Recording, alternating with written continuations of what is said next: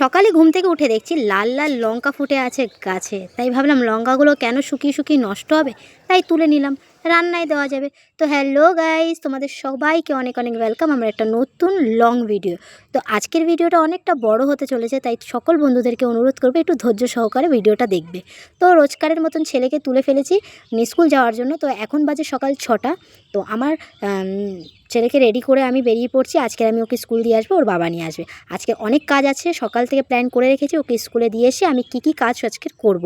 তো প্রথমত আজকে ফ্রিজটা প্রথমে পরিষ্কার করে নিচ্ছি, কেন কি ফ্রিজটা অনেক দিন ধরে নোংরা হয়ে পড়ে আছে, হাত লাগাতে পারছি না। আর ফ্রিজে সবজি টবজি তরকারি বাজারও তেমন কিছু ছিল না যে ই করব। তো একদিকে ফ্রিজও পরিষ্কার করছিলাম, একদিকে আমি রান্নাও করছিলাম। তো দেখো সব কন্টেনারগুলো আমি ধুয়ে ধুয়ে রেখেছি, ফ্রিজটা বেশ চকচক করছে। তো এখন যাব বাজারে।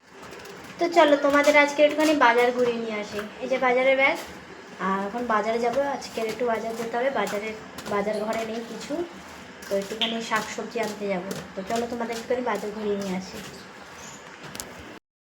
ম্যাক্সিমাম দিন বাজারে আমি যাই, ব্যাগ টানতে টানতে আমার হাতগুলো ব্যথা হয়ে যায়, তাই আজকের বরকে সাথে করে নিয়ে গেছি, ওকে দিয়ে সব ব্যাগগুলো টানাবো। তো যেতে যেতে জানো তো বন্ধুরা, দেখলাম একটা কাকু মাথায় করে ঠাকুরের সিংহাসন বিক্রি করছে। আমার একটা সিংহাসনের খুব দরকার, কেন কি আমি ঠাকুর পুজো দিই, নিচে প্লাইবোর্ড পেতে ঠাকুরকে বসিয়ে পুজো দিই। তাই আমার বর বলল তুমি একটা সিংহাসন নিয়ে নাও, তোমার খুব দরকার। তাই সিংহাসনটা নিয়ে নিলাম, নিয়ে আবার বাড়িতে গিয়ে সিংহাসনটা রেখে তারপরে আবার রিটার্ন বাজারে এসেছি। তো বাজারে দেখছি খুব ভিড়, তাই ভালো করে পুরো ভিডিও নিতে পারিনি। আবার ভাবলাম কি বেশি ভিডিও করলে আবার ভিডিওটা অনেক বড় হয়ে যাবে, অনেকে ভিডিও দেখতে চায় না, ছোট ভিডিওই দেখতে চায় না। অনেক বড় ভিডিও করলে কে দেখবে বলো, তার জন্য বেশি বড় করলাম না।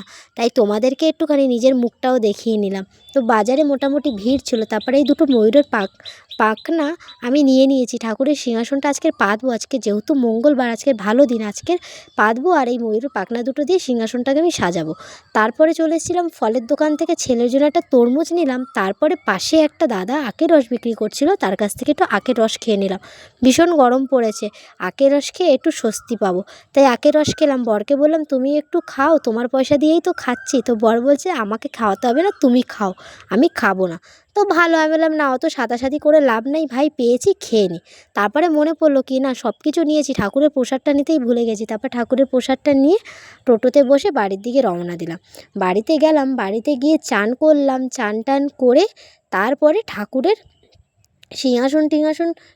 সিংহাসনটা পাততে হবে। তো তার জন্য যেখানটায় আগে পুজো দিতাম বসে, ওই জায়গাটা পরিষ্কার করে সব কিছু ঠিকঠাক করে তারপরে সিংহাসনটা বসিয়েছি। সিংহাসনটা বসিয়ে সুন্দর করে সাজিয়েছি, ময়ূরের পাখনাটা দিয়েও সুন্দর করে সাজিয়েছি। তো আমার সিংহাসনটা কেমন দেখতে হয়েছে তোমরা একটু কমেন্টে জানিও।